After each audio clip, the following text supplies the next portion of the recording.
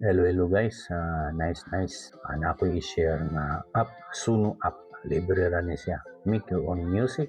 Bisan na lima lang ka pulong ng imong ipahimon niyang kanta, himuon niya ng 3 minutes song. Pwede po na siya na imong ipa-remake niya ang existing na nga kanta. Og na ako iyang anak ko gipahimon niya kanang lagkaw. Paminawa ninyo ni guys. Ang first og second nga paragraph or stanza mo akong gipa-remake niya, then summary of the whole song. Okay, paminawa ninyo guys kung makahupay ba sa atong mga panumduman.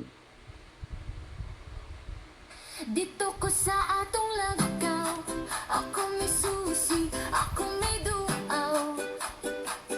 Wapag yu'y jotay nga daot, bisag sa dugay nga mga adlaw.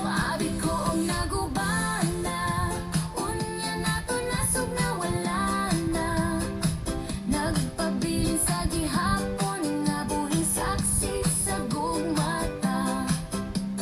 Ang kanta naghiskot bahin sa usa ka tawo nga mibalik sa ilang daang lagkaw. Usa kaya no nga balay o payag nga hinimo sa kahoy ug dahon.